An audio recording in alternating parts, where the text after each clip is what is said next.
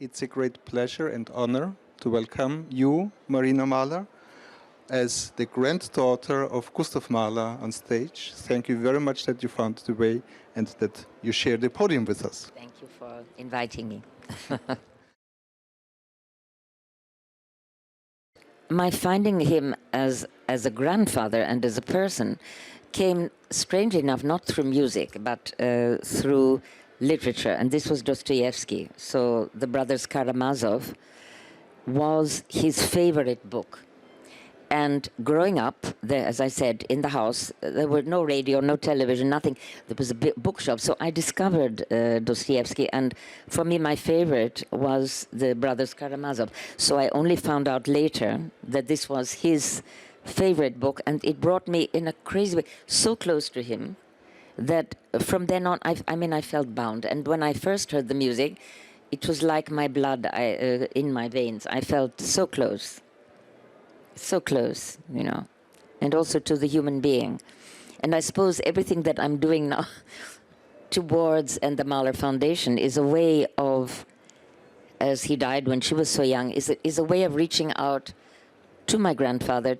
I would have wanted to meet him, and so it's my way of going towards him, to try to meet him, to try to know him in a human way, through the music, but also through the kind of nature that he had.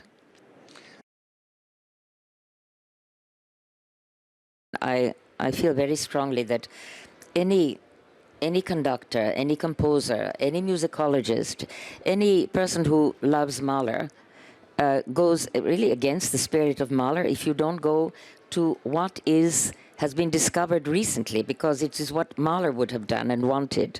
You know, he changed so often, and this is the past, and you have to let it go. You can look at it out of interest historically, but if you're going to conduct from it, it really has to be, I feel very strong, it has to be the critical edition, the latest understanding and discovery of scholars about Mahler's music. Otherwise, it's not Mahlerian at all.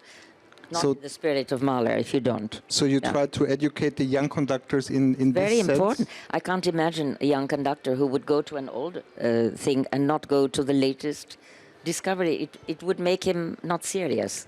If you want the truth about Mahler, you have to go to the latest, most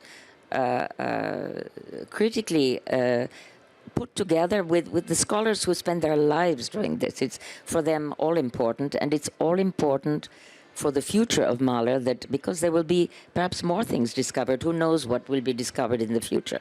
And that has to be respected, you know. This aspect of Mahler that he really couldn't bear the unhappiness or cruelty, or it was difficult for him, and I think he wanted to include it, because I think every one of his symphonies contains everything, but also this amazing infinity and hope. I mean, for me, the Sixth Symphony, everybody calls tragic, is about the other world. It's otherworldly. His music is also about world and other world, in a very wide and broad sense. So I basically think he really wanted to save the world. I mean, from itself, to save, in a personal sense, his own salvation, but I think it's somehow was very strong in him. These are very wise and personal and touching words. Thank you so much, Marina Mahler, that you came to Frankfurt, that you talked to us. Thank you very much, Markus Axt, for joining us.